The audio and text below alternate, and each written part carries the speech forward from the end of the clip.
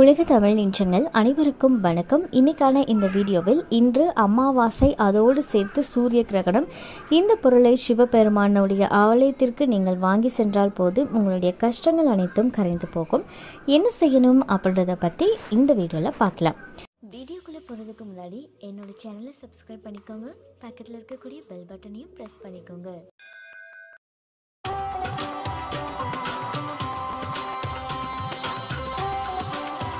இன்னைக்கு இந்த வருடத்துடைய முதல் சோமவார அமாவாசை, அதாவது திங்கட்கிழமையை நம்ம சோமவாரம் அப்படின்னு சொல்வோம்.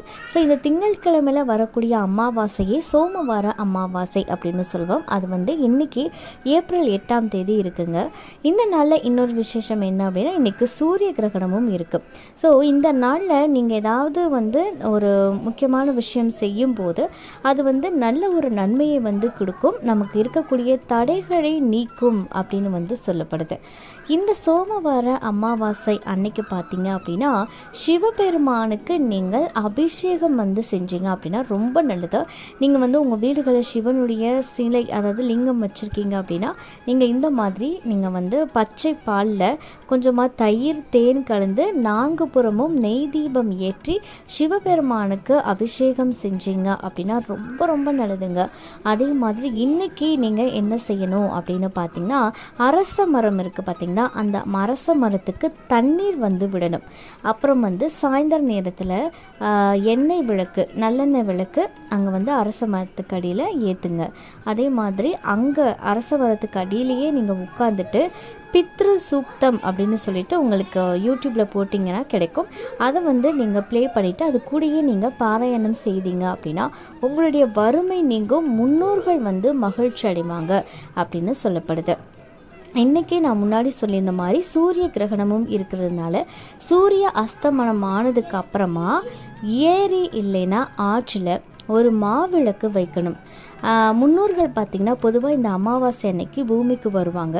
அவங்க பூமிக்கு வந்துட்டு திரும்புகிறப்போ அவங்க வழியில் இருக்கக்கூடிய அந்த இருட்டு இருக்குது பார்த்திங்களா, அதை தவிர்க்கிறதுக்காகத்தான் இந்த விளக்குகள் ஏற்றப்படுறதாக சொல்லப்படுது. அதே மாதிரி இந்த சோமவார அமாவாசை நாளில் ஹனுமனுக்கு முன்னாடி ஒரு விளக்கு ஏற்றி சுந்தரகாண்டம் இல்லைன்னா ஹனுமன் சாலிசாவை பாராயணம் செய்தோம் அப்படின்னா சனி தோஷங்கள் விலகும், எதிரிகள் தொல்லை நமக்கு நீங்கும்.